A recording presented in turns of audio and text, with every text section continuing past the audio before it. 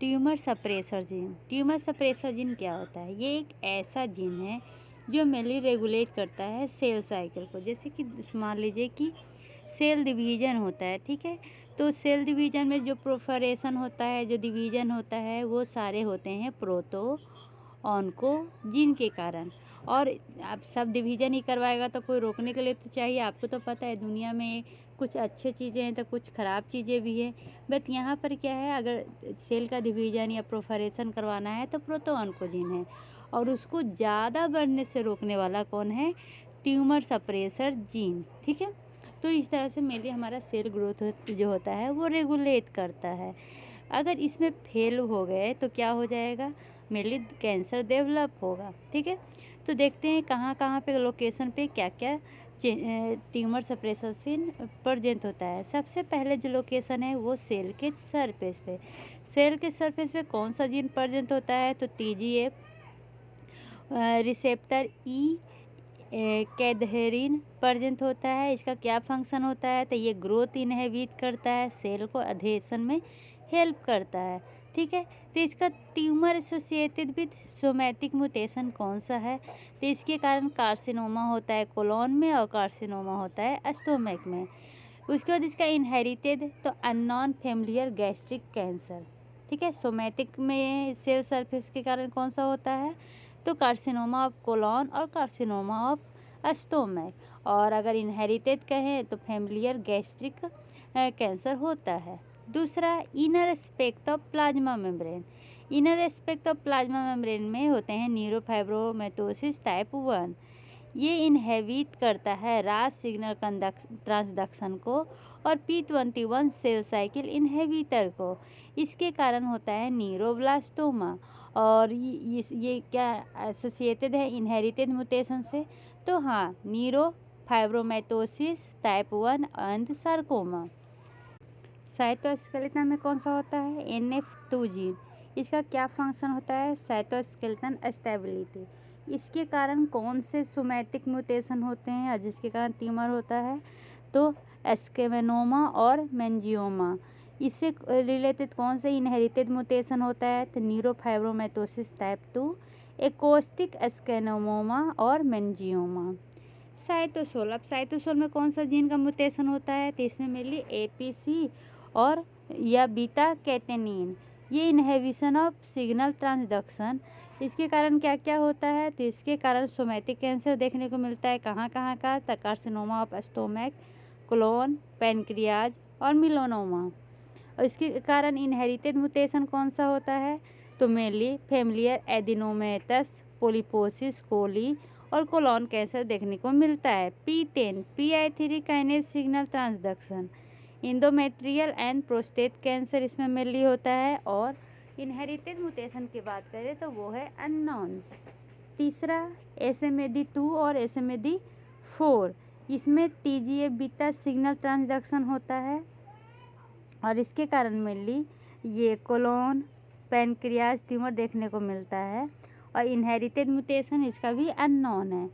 Nucleus. Nucleus में कौन से जीन होते हैं? रेटिनोब्लास्टोमा P53, WT1, P16 जिनको INK4A, BRCA1, BRCA2 भी होता है और KLF6। तो जब रेटिनोब्लास्टोसिस की बात करते हैं तो ये रेगुलेट करता है सेल साइकिल को, जिसके कारण retinoblastoma, osteosarcoma, carcinoma of breast, colon और लंग होता है। अगर इनहेरिटेड की बात करें तो रेटिनोब्लास्टोमा और ऑस्टियोसार्कोमा होता है। P53 mainly cell cycle arrest और एपोप्टोसिस देखता है और DNA डैमेज पे रिस्पॉन्स करता है। ये मोस्ट ह्यूमन कैंसर इसी के कारण देखने को मिलता है। और इनहेरिटेड में एलाइफ्रोमेनी सिंड्रोम, मल्टीपल कार्सिनोमा और सार्कोमा देखने को मिलता है। WT1 न्यूक्लियर ट्रांसक्रिप्शन पे वर्क करता है और इसका काम होता है न्यूक्लियर ट्रांसक्रिप्शन करना। इसके कारण सोमैटिक ट्यूमर बिम्स ट्यूमर होगा और इनहेरिटेड भी वही होगा। P16 ये रेगुलेट करता है सेल साइकिल को CDK को इनहेबिट करके। इसके कारण पेनक्रियाटिक, ब्रेस्ट और इसोफेगल कैंसर देखने को मिलता है और इनहेरिटेड में मैलिग्नेंट मिलेनोमा। BRCA1 और BRCA2 ये DNA रिपेयर करने में करता है। इसका सोमैटिक अननोन है। इसके कारण inherited carcinoma of female breast and ovary carcinoma of male breast.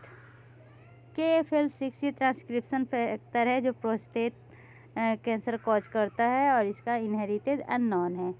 अब चलिए एक जो ट्यूमर सप्रेसर जीन है इसको एक्सप्लेन में पढ़ते हैं। सबसे पहले RB जीन। RB जीन क्या होता है उससे पहले जो इम्पोर्टेंट है यहाँ पे क्या कह रहा है, breast carcinoma most common malignancy होती है फीमेल में इन इंडिया। ये किससे एसोसिएटेड है, BRCA1 और BRCA2 जिनसे एसोसिएटेड है। RB जीन जो होता है ना, फर्स्ट ट्यूमर सप्रेसर जीन है जो डिस्कवर हुआ था। पूछ सकते हैं ना सबसे पहले कौन सा ट्यूमर जीन डिस्कवर हुआ था, तो वो होता है RB जीन। ठीक है, ये जो RB जीन है वो इनएक्टिव या हाइपोफॉस्फोरेटेड स्टेज में होता है। ये प्रेजेंट होता है नॉन मल्टीप्लाइंग सेल में, मतलब जो मल्टीप्लाई नहीं करता उसमें। Oncogenic virus cause phosphorylation of RB। ये मेनली एक्टिव या हाइपोफॉस्फोरेटेड स्टेज में होता है, लेकिन ऑन्कोजेनिक वायरस में क्या हो जाता है, फॉस्फोराइजेशन इसमें हो जाता है, जिसके कारण इसका इनएक्टिवेशन हो जाता है। स्टार्टिंग में इसका रोल बताए थे RB जीन का क्या काम था, जब इसका रेगुलेशन बता रहे थे तो सेल साइकिल रेगुलेशन का। ठीक है, RB इनएक्टिवेशन के कारण सेल मल्टीप्लिकेशन होने लगता है ट्रांसक्रिप्शन फैक्टर E2F के द्वारा। ठीक है, देखिए इस तरह होता है। मेनली क्या होता है ना, RB एक्टिव हाइपोफॉस्फोरेटेड स्टेज में रहता है, वो ऑन्कोजेनिक वायरस में क्या हो जाएगा, उसका फॉस्फोराइजेशन हो जाएगा और ये इनएक्टिवेशन हो जाएगा, जिसके कारण मल्टीप्लिकेशन ऑफ सेल ज़्यादा होने लगता है। ठीक है, क्योंकि यही इनहेबिट करता है। नॉर्मल जो RB जीन होता है वो प्रेजेंट होता है 13q14 पे। ठीक है, चलिए concept of loss of heterozygosity जिसको LOH कहा जाता है। जो रेटिनोब्लास्टोमा है ना, ये प्राइम एग्जांपल होता है ट्यूमर का जो एसोसिएटेड होता है लॉस ऑफ हेट्रोजाइगोसिटी। ये टर्म मोस्टली यूज होता है ऑन्कोजेनेसिस के टर्म में। रेटिनोब्लास्टोमा डेवलप होता है बहुत नॉर्मल एलिज ऑफ RB जीन जो इनएक्टिवेट करता हो जाता है और अल्टर हो जाता है। फेमिलियर केस ऑफ रेटिनोब्लास्टोमा में क्या देखने को मिलता है, चिल्ड्रेन जो बोर्न होते हैं 1 normal and 1 defective copy of RB gene. एक जीन नॉर्मल होता है और दूसरा जीन डिफेक्टिव होता है।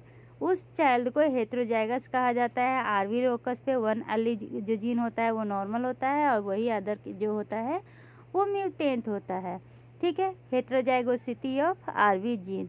ये सेल बिहेवियर, इससे सेल बिहेवियर अफेक्ट नहीं होता है, इसे no chances of cancer development.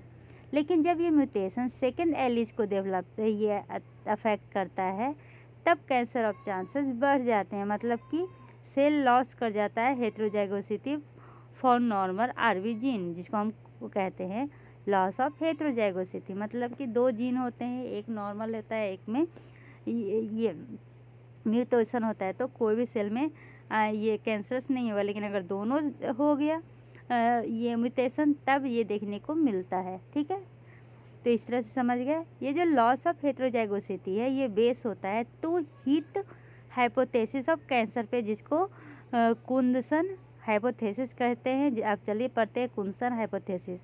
Mainly जो रेटिनोब्लास्टोमा है वो एसोसिएटेड होता है concept of loss of heterozygosity. Heterozygosity होता है ना, तो हेट्रोजाइगोसिटी खत्म हो गया तो ये रेटिनोब्लास्टोमा होगा। और ये कुंदसन टू हीट हाइपोथेसिस पे। अब चलिए कुंदसन टू हीट हाइपोथेसिस जानते हैं।